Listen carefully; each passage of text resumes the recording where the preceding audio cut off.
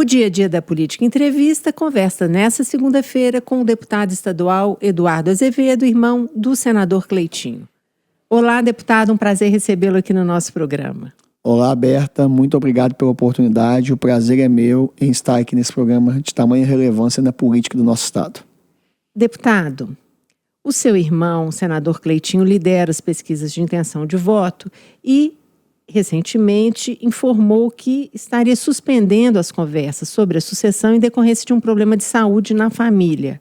O senador Cleitinho vai ser candidato ao governo de Minas?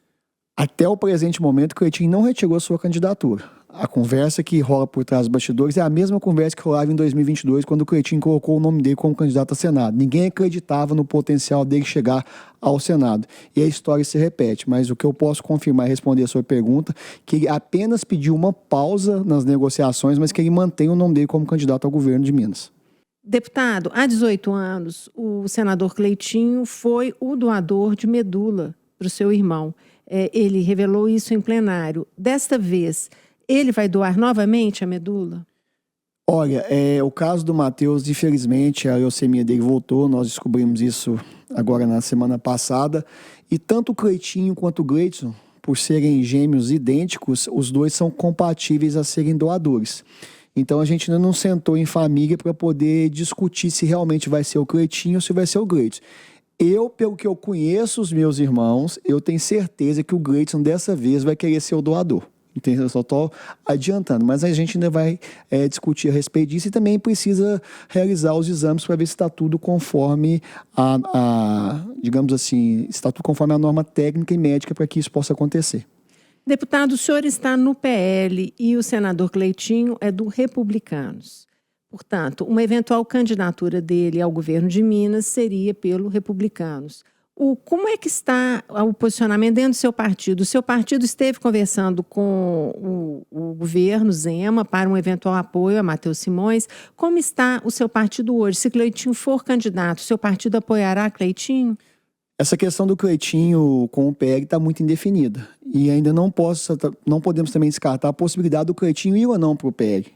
Se existir um convite do PL, o Cleitinho pode vir aceitar esse convite, ainda mais se vier do Flávio Bolsonaro, que é o possível candidato à presidência do partido, e a lealdade e a gratidão que o Cleitinho tem com a família Bolsonaro pelo apoio que eles deram para ele em 2022.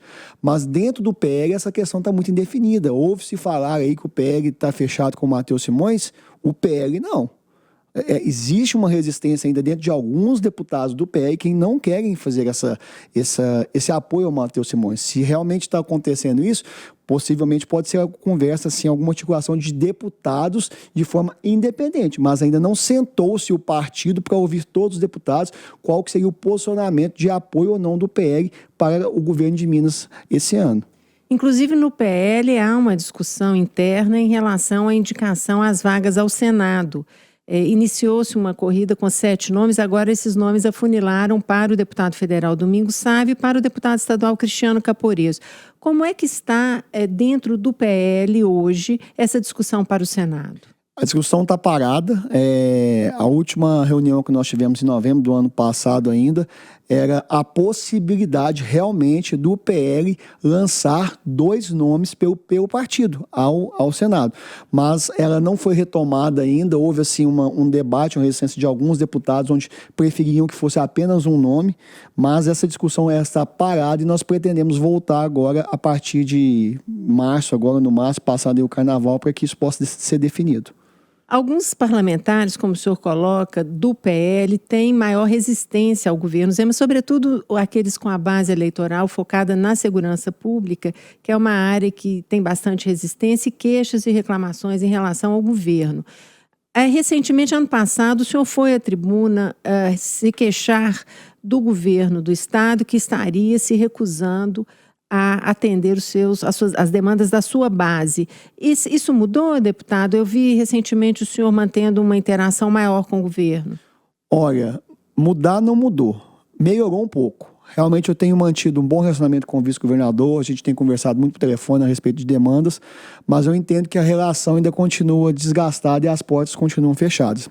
Eu posso pontuar aqui 2 eventos importantíssimos que aconteceram na minha região, que na minha opinião foi assim, muita falta de educação do governo, onde nós tivemos aí a inauguração do gasoduto em Divinópolis, uma obra que a gente sabe que é da Gasmig, um recurso 100% da própria estatal, que foi assim, digamos, histórico para Divinópolis, a chegada do gasoduto. Eu não tive fala nesse evento. Eu não tive fala. Então, assim, falta de educação do governo e não dar a fala para um deputado que, se você for observar, Roberta, durante toda a minha caminhada, desde que eu assumi o mandato, 90% daquilo que eu achei que é correto do governo, eu votei junto com o governo. Eu sou uma pessoa completamente independente, não sou base nem oposição. Aquilo que eu entendo que é bom para o Estado, eu vou votar com o governo. Agora, aquilo que eu entendo que não é bom, eu tenho que ter a minha independência e votar de forma independente, porque eu não estou ali para representar só os interesses do governo, para poder representar os interesses da população. Então, assim, para um deputado que é praticamente aliado do governo não ter a sua fala concedida num evento tão importante, eu achei isso uma falta de educação. E não foi a primeira vez. Depois tivemos também a inauguração de uma subestação da CEMIG no município de Santo Antônio do Monte, que é a região centro-oeste, muito próximo de Divinópolis. Município esse muito importante para a gente, porque se você for pegar em proporção, Santo Antônio do Monte, Berta, foi o município onde o Cleitinho teve o maior número de votos em proporção. Se eu não estiver enganado, mais de 80% dos eleitores de Santo Antônio do Monte votaram no Cleitinho. É um público assim, que gosta muito do nosso trabalho, uma população que nos identifica muito. Todos os deputados, inclusive deputados federais, tiveram fala e eu não tive fala. Me chamaram depois para poder ir na inauguração no novo batalhão em Lagoa da Prata, que dali o governador, mas o vice-governador deslocaram para lá. Eu falei assim, não vou não, qual que é a necessidade de eu ir mais um evento do governo, sendo que todos os eventos que eu vou no governo eu fico igualzinho um fantoche, eles não me dão palavra, sendo que eu sou uma pessoa que, na minha forma de entender, sou muito mais aliado do governo do que oposição. Por que o senhor acha que fizeram isso com o senhor? Política, por causa do Cleitinho. Por quê? Política. Porque ele é candidato? Isso. Político, o nome que tem isso é política, porque até então, antes do Cleitinho começar a se protagonizar, a começar a se despontar como líder nas pesquisas, o relacionamento com o governo era muito tranquilo. Depois disso que o relacionamento teve esse desgaste. Então o senhor acha que pelo fato do seu irmão, o senador Cleitinho, ser candidato ao governo de Minas, o governo está evitando dar protagonismo a vocês? Eu não acho, eu tenho certeza. Certo. Recentemente a gente teve até um episódio também, um desgaste ali do governo com a deputada Lude Falcão. Como é que isso repercutiu agora na reabertura dos trabalhos legislativos? Olha, Berta, foi um episódio triste, né? E assim, eu particularmente eu não gosto muito de opinar daquilo que eu não tenho certeza. É uma fala entre o vice-governador e a Lude Falcão. Então não tem na íntegra realmente o que foi que aconteceu. Mas a gente sabe que o vice-governador é uma pessoa muito, digamos assim, inteligente, conhece todos os problemas do Estado, mas ele precisa também não só ter o lado técnico, ele precisa começar a aprender a fazer política e respeitar que os poderes eles são harmônicos, porém são independentes. Então eu vejo que isso causou realmente um desgaste ali dentro do legislativo com o executivo, e eu não posso opinar realmente sobre o que aconteceu, porque eu não estou inteirado dos fatos entre a conversa dos dois, mas eu entendo que realmente houve esse desgaste. O senhor mencionou que o senador Cleitinho poderá vir a se filiar ao PL se receber o convite de Flávio Bolsonaro. É isso?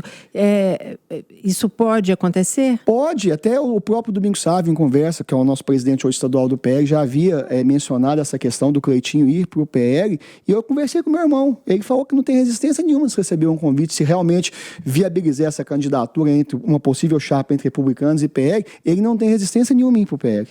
Certo. Então seria uma chapa com uma coligação republicanos-PL encabeçada pelo senador Cleitinho. Nessa hipótese, o PL teria 2 candidaturas ao Senado ou uma só?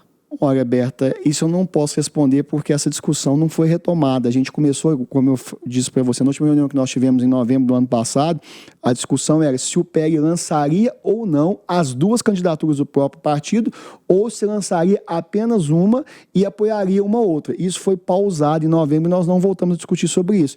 Esperamos agora, voltando aí já essas atividades que já está com um tempo bem escasso, a gente possa definir essa questão. Deputado, qual é o projeto do seu irmão Gleidson, que foi reeleito para a Prefeitura de Divinópolis? A intenção dele será disputar algum cargo legislativo agora em 2026 ou ele segue na Prefeitura? Não, a conversa realmente que tem e que vai concretizar, provavelmente o Gleidson deve descompatibilizar da Prefeitura agora no dia 30 ou 31 de março e ele vai pleitear sim uma cadeira na Câmara dos Deputados. Ele vai colocar o nome dele à disposição como um pré-candidato a deputado federal.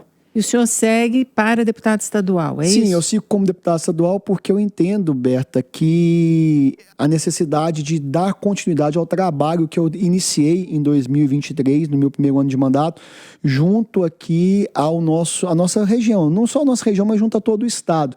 Eu entendo que como deputado estadual hoje, eu consigo estar ajudando mais o estado na questão da proximidade das articulações junto ao governo de Minas.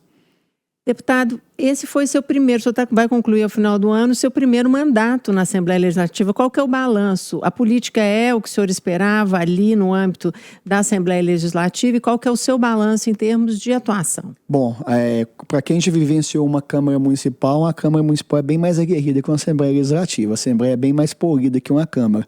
Mas a gente tem que fazer um balanço muito importante dentro do nosso mandato e de grandes conquistas que nós conseguimos, porque foi um dos motivos que eu quis vir como deputado estadual, foi para poder dar representatividade daqueles projetos que na época eu aprovava como vereador e eu saía aí de município em município na região centro-oeste levando os projetos para poder serem aprovados e às vezes os vereadores não abraçavam a causa, não queriam aprovar. Eu falei, espera aí, então eu vou sair como deputado estadual que se eu conseguir aprovar esses projetos eu consigo ter uma cobertura, uma amplitude maior que seria o estado de Minas.